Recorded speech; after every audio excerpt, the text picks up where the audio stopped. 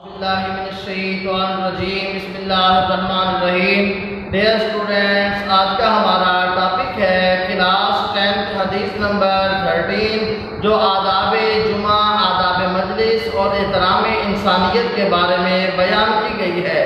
تو آئیے لیکچر شروع کرنے سے پہلے دعا پڑھ لیتے ہیں۔ اعوذ باللہ من الشیطان الرجیم، بسم اللہ الرحمن الرحیم۔ رب اشرح لی صدری ویسر لی امری واحلل عقدۃ من لسانی یفقہوا قولی۔ آمنت باللہ صدق اللہ العظیم۔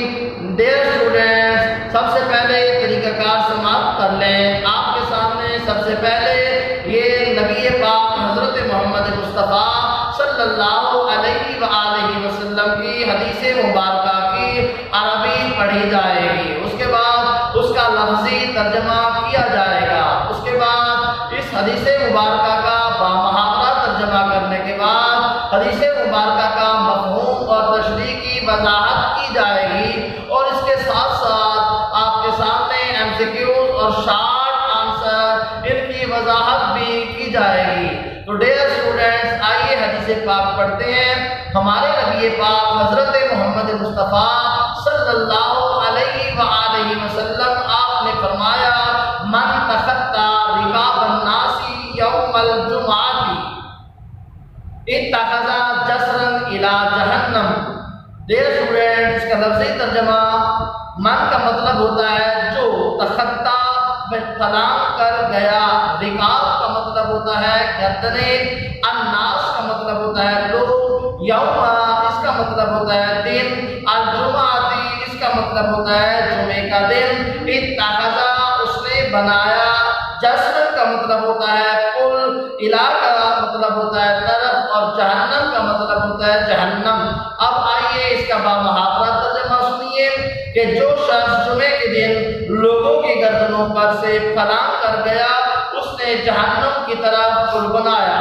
ڈیئر اسٹوڈینٹس، اب آئیے اس حدیث پاک کے تشریح کی طرف۔ یہ حدیث پاک ہمارے پیارے نبی پاک حضرت محمد مصطفیٰ صلی اللہ علیہ وآلہ وسلم آپ نے آداب جمعہ کے بارے میں بتائی ہے، اور اس حدیث پاک کے اندر آداب محفل، آداب مجلس اور احترام انسانیت کے بارے میں بھی بتایا گیا ہے۔ یاد رکھیں، جب بھی آپ مسجد میں جائیں، جہاں پر آپ کو جگہ ملے آپ وہیں پر بیٹھ جائیں۔ اس طرح ہمارے معاشرے کے اندر ایک بات بہت عام ہے، وہ یہ ہے کہ چند لوگ مسجد میں دیر سے آتے ہیں اور کوشش کرتے ہیں کہ وہ پہلی صف پر آ کر بیٹھیں۔ جیسے ہی مسجد کے اندر داخل ہوتے ہیں تو فوراً وہ لوگوں کے کندھوں کے اوپر سے ٹانگیں، یعنی بڑے بڑے قدم اٹھا کر ان کے اوپر سے پھلانگ کر آگے بیٹھ جاتے ہیں۔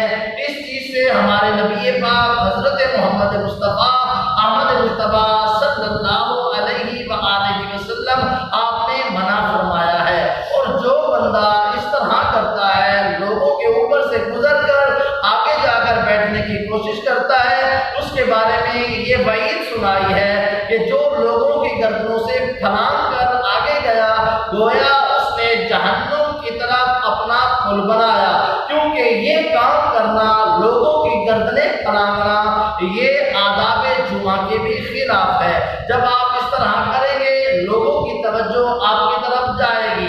اسی طرح ہمارے پیارے نبی پاک صلی اللہ علیہ وآلہ وسلم کی اس حدیث مبارکہ کے اندر یہ بات بھی بتائی گئی ہے کہ یہ بات احترام انسانیت کے بھی خلاف ہے۔ ہر انسان کی عزت اور عزت نفس ہوتی ہے، لیکن جب آپ ان کے اوپر سے پھلانگیں گے، آپ کے پاؤں ان کے منہ کے برابر سے ہو کر آگے جائیں گے، تو یہ احترام انسانیت کے بھی خلاف ہے۔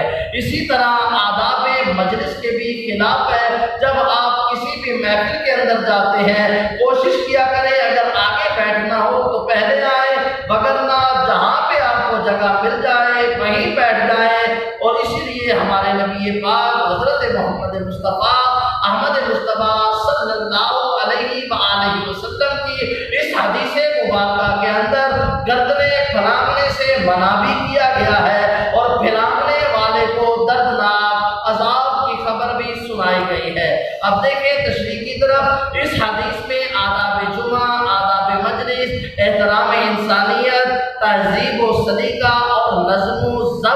طرف توجہ دلائی گئی ہے۔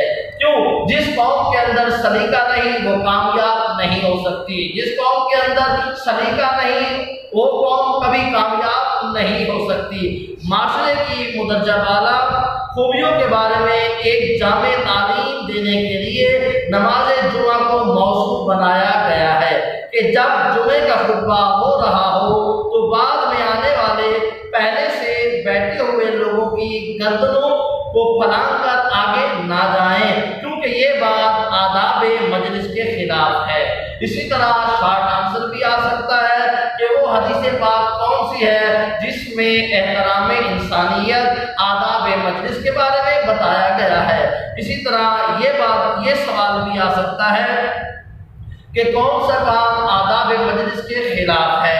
اب آئیے تشریح کے اگلے حصے کی طرف، کیونکہ یہ بات آداب مجلس کے خلاف ہے اور پہلے سے بیٹھے ہوئے لوگوں کے احترام کے بھی خلاف ہے، نیز تہذیب و سلیقہ کے بھی منافی ہے۔ منافی کا مطلب ہوتا ہے اس کے بالکل اپوزٹ ہے، لہذا شائستگی کے ساتھ جہاں جگہ ملے وہاں پر بیٹھ جائیں۔ اسی طرح ڈیئر اسٹوڈنٹس، جمعے کے دن گردنیں نہ پھلانگنے کی فضیلت، گردنیں نہ پھلانگنے کی فضیلت حدیث پاک میں نے پڑھی۔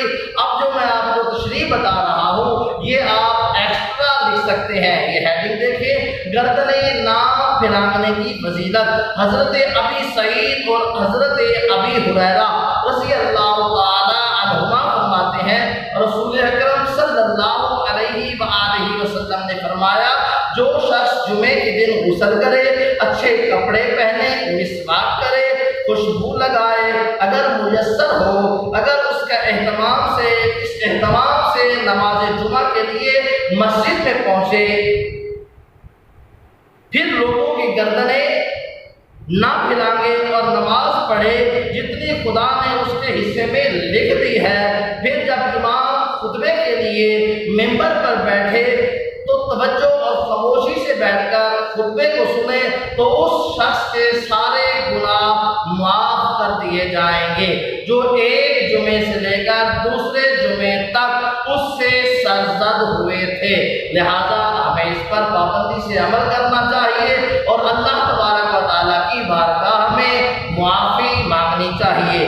ڈیئر اسٹوڈنٹس، اسی طرح جمعے کے دن مسجد میں پہلے آنے کی فضیلت یہ بھی ہمارے نبی پاک حضرت محمد مصطفیٰ صلی اللہ علیہ وآلہ وسلم نے بیان فرمائی ہے۔